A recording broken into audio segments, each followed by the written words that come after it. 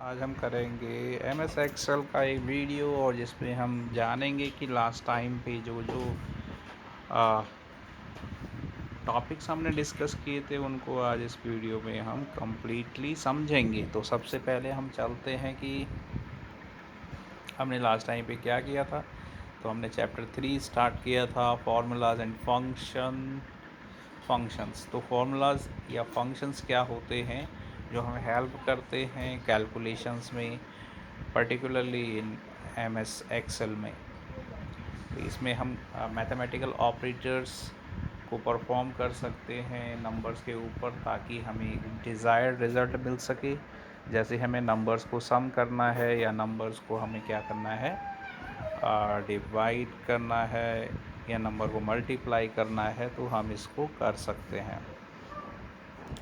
तो ये सारे नंबर्स पे वर्क करते हैं, तो ये हम कर सकते हैं, प्लस या माइनस या मल्टीप्लाई, जो भी हमें करना हो हम इसमें नंबर्स में यूज़ कर सकते हैं।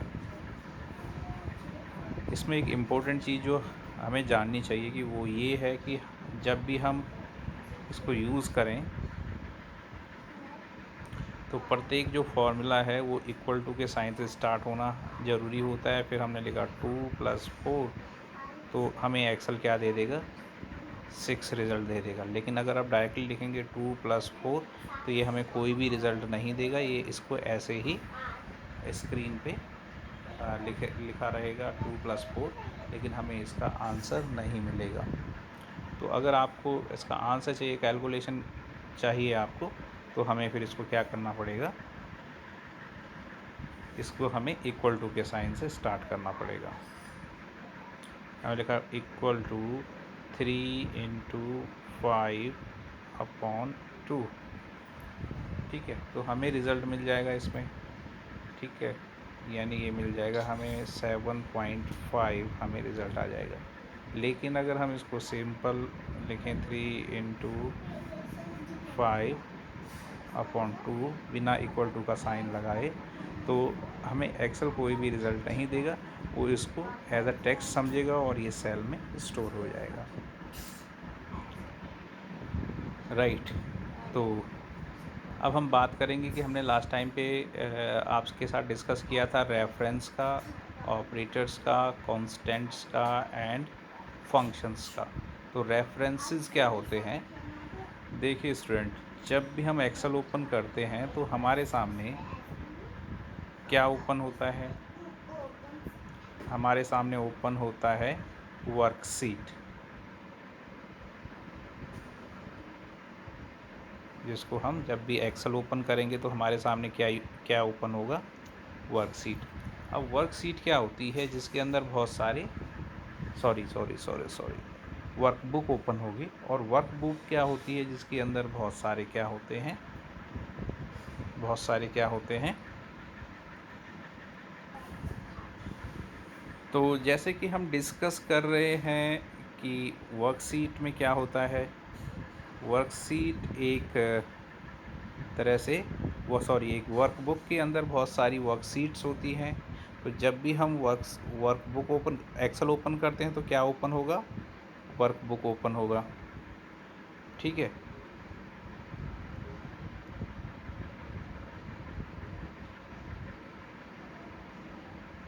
आपने एक्सेल ओपन किया तो एक वर्कबुक ओपन होगा। अब वर्कबुक के अंदर बाय डिफ़ॉल्ट पहले से 3 शीट्स रहती हैं। उन 3 शीट्स का नाम होता है शीट 1। पहली शीट जो होती है शीट 1 होती है, फिर शीट 2 और शीट 3। तो ये उसके अंदर पहले से 3 शीट्स पहले से 3 शीट रहती हैं उसके अंदर। अब अगर हमें इससे ज़्यादा सीट्स की ज़रूरत होती है किसी वर्कबुक में, तो हम शीट 3 के बाद एक और बटन होता है, ब्लैंक सा बटन, उस पर क्लिक करेंगे तो हम उसमें शीट 4 या शीट 5, 6 जितनी भी सीट्स हमें उस वर्कबुक में ज़रूरत हो उतनी हम सीट्स उसमें इंसर्ट कर सकते हैं। ये तो बात रही कि वर्कबुक के अंदर वर्कशीट्स होती हैं, बाय डिफ़ॉल्ट 3 होती हैं, और अगर आपको 3 से ज़्यादा वर्कशीट की ज़रूरत पड़ती है वर्कबुक के अंदर, तो आप उनको इंसर्ट कर सकते हैं। ओके,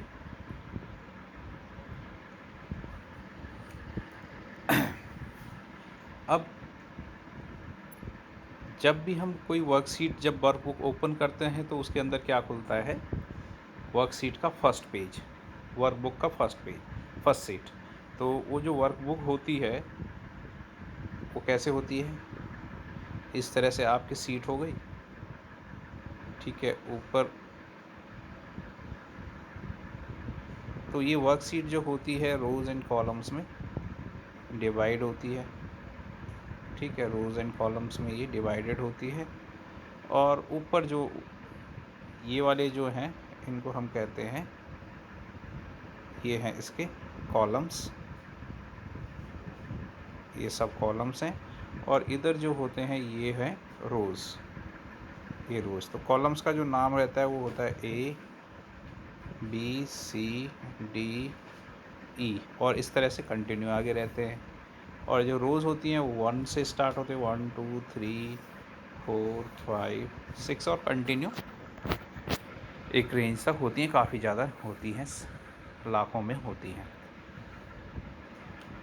अब जो हमारा वर्किंग एरिया बचा यहाँ पे,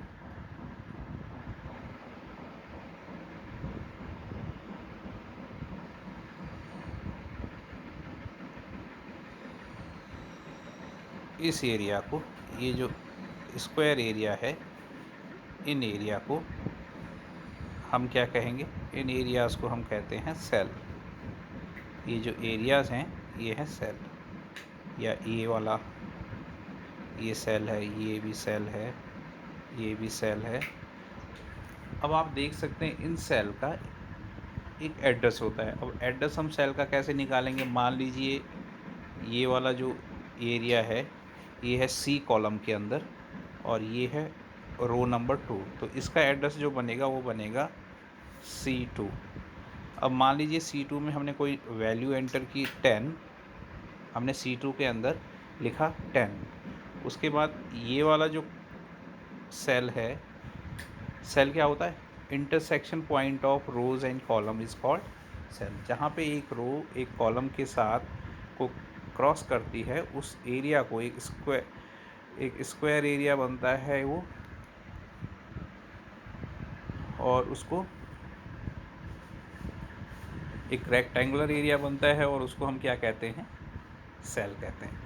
अब इसका एड्रेस क्या होगा? इस वाले दूसरे का एड्रेस होगा B4, तो एक एड्रेस होगा B4, ठीक है। तो यहाँ पे हम, और यहाँ पे हमने कोई वैल्यू डाल दी है 20, यहाँ पे हमने 20 वैल्यू डाल दी है। अब मान लीजिए हमने इन दोनों को, इस वाले को और इस वाले को हमें सम करना है इस जगह पे, इन दोनों को ऐड करना है और यहाँ पे इसको लाना है। तो इसका एड्रेस है D5। तो हम यहाँ पे लिखेंगे, हम इस सेल के अंदर लिखेंगे, क्या लिखेंगे हम इस सेल के अंदर? इस सेल के अंदर हम लिखेंगे equal to C2 plus B4, और उसके बाद एंटर प्रेस करेंगे। तो जैसे हम उसके बाद एंटर प्रेस करेंगे तो इस D5 वाली सेल पे हमारी वैल्यू आ जाएगी 30। वो क्या करेगा? इन दोनों सेल्स को ऐड कर देगा और 30 हमें रिज़ल्ट दे देगा।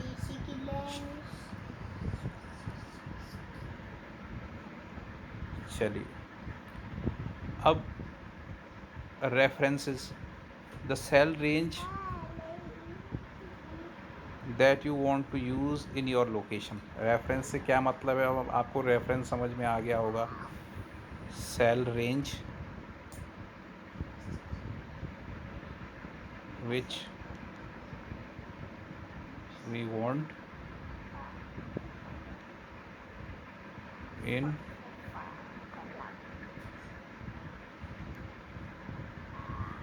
Our calculation. जो भी हम अपनी कैलकुलेशन कर रहे हैं उसमें जो जो रेंज इंजन सेल को हमें ऐड करना है उसको हम सेल कहते हैं। जैसे अभी प्रीवियस एग्जांपल में हमने C3 B4 और C3 को ऐड किया था, तो ये B3 और C4 क्या है? सेल की रेंज है।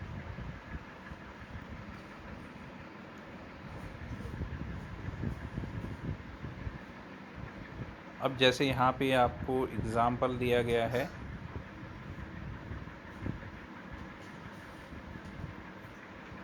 ये वाला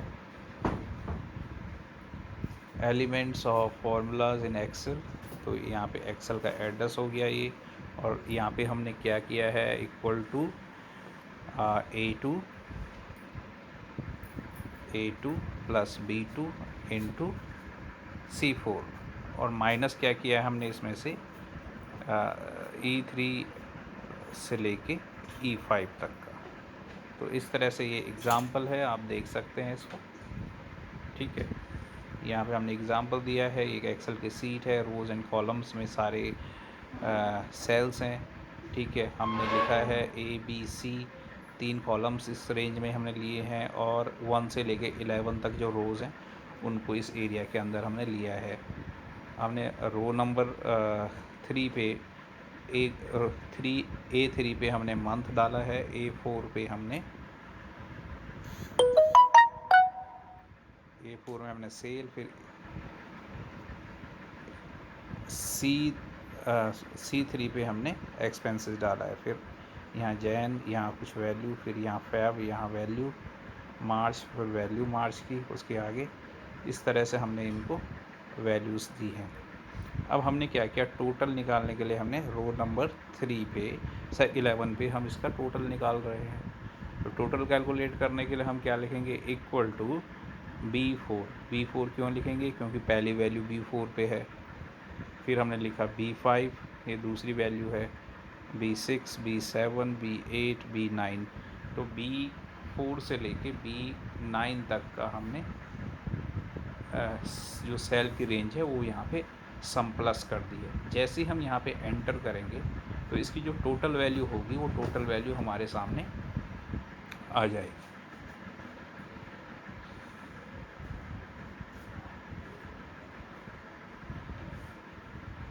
ये तो प्रीवियस टॉपिक्स था जो हमने डिस्कस किया था। आज हम करेंगे यूजिंग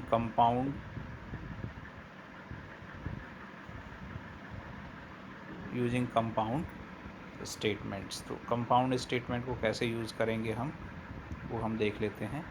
तो कंपाउंड स्टेटमेंट के लिए compound formulas are used when you need, जब हमें क्या ज़रूरत होती है, when you need more than one operator, plus भी चाहिए आपको, माइनस भी चाहिए, मल्टीप्लाई भी चाहिए।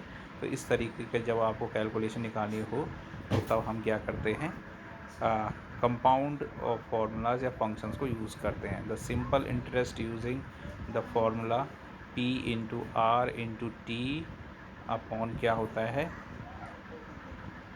100। तो ये फॉर्मूला है, तो इसमें क्या है, हमें मल्टीप्लाई भी करना है और डिवाइड भी करना है। तो इसके लिए हम क्या करेंगे, click on the cell B8 cell पे हम क्लिक करेंगे। उसके बाद वहाँ पे हम टाइप करेंगे इक्वल टू का साइन, और इक्वल टू का साइन टाइप करने के बाद हम क्या करेंगे,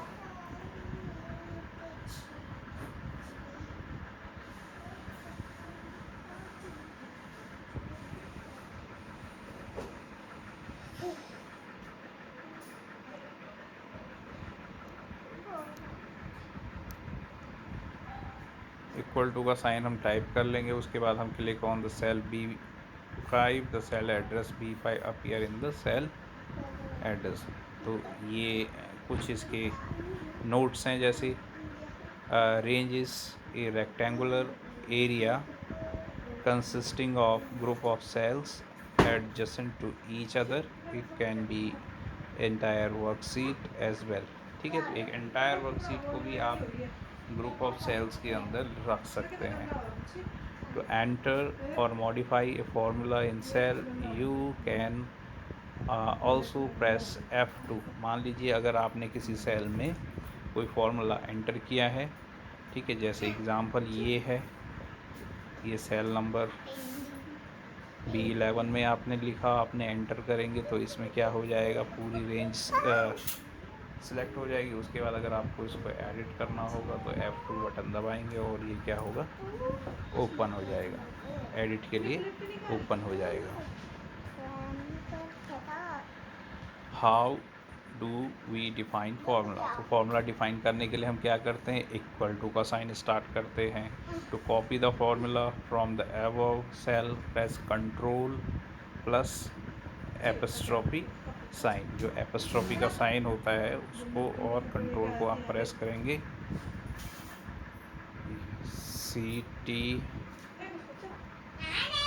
CTRL